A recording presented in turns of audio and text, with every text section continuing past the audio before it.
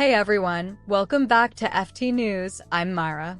Maximum Pleasure Guaranteed Episode 7 completely changes the direction of the series. What began as a story about Paula trying to survive after shooting Dennis in self-defense quickly transforms into a much larger conspiracy involving hidden operatives, mysterious identities, and a shocking arrest that leaves Paula's entire future hanging in the balance. By the end of the episode, viewers are left asking three major questions. Who really killed Trevor and Skye? Who is John Smith? And has Paula been deliberately framed? Let's break it all down. The episode begins immediately after Paula shoots Dennis. Even though she acted in self-defense, panic takes over. Instead of immediately calling the police, Paula makes the impulsive decision to leave the scene and return home. It's not a logical choice, but it's a very human one. Fear clouds her judgment, and she struggles to process what has just happened. Eventually, Rudy and Jerry convince her to do the right thing and report everything. But when Paula returns to the scene, she discovers something terrifying. Dennis' body is gone. Not only that, but every trace of the shooting has completely disappeared. No blood. No evidence. No signs of a struggle. Nothing.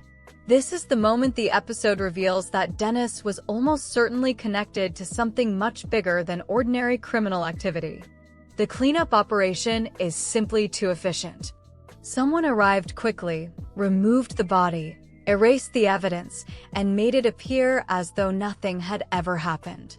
That suggests Dennis may have been working for a highly organized operation with resources and connections far beyond anything Paula previously imagined. Instead of solving a problem, Dennis' death creates an even bigger mystery.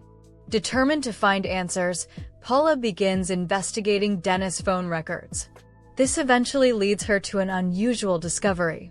Several deliveries connected to Dennis were sent to a man named John Smith. Immediately, the name raises suspicion. It's one of the most generic names imaginable, making it feel more like an alias than a real identity. Accompanied by Rudy and Jerry, Paula tracks down the address linked to the deliveries. At first, the visit appears disappointing. An elderly woman named Edith answers the door and claims she knows nothing about John Smith. She explains that packages occasionally arrive there, but insists she simply returns them. Most people would probably accept that explanation and move on. Paula doesn't. Something feels off. And once again, her instincts prove correct. Later in the episode, viewers learn that Edith is secretly involved in the operation.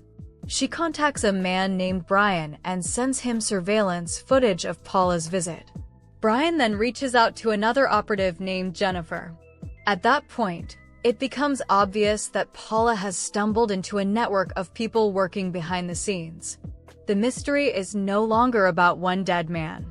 It's about an entire organization.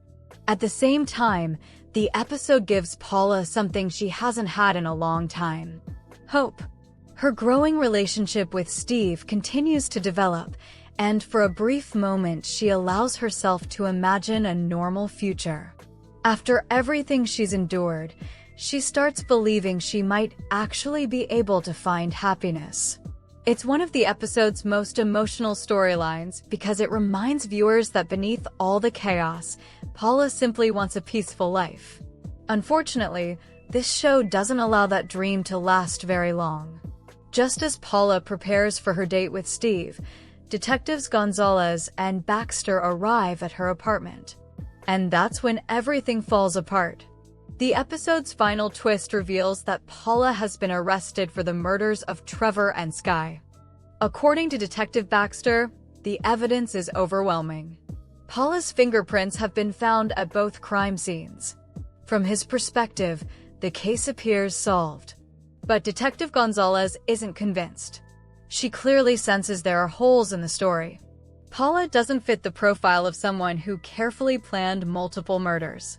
More importantly, there are still far too many unanswered questions. So, who really killed Trevor and Skye? The episode strongly suggests that Dennis may have played a major role. Thanks to Ash's discoveries, viewers learn that Trevor, Sky, and Ash were involved in a fake kidnapping scheme targeting Paula. Video evidence confirms their involvement and reveals information that could completely change the investigation. Perhaps most importantly, the footage suggests Dennis had reasons to oppose what Trevor and Sky were doing. That potentially gives him both motive and opportunity. However, the story also hints that Dennis may not have been acting alone.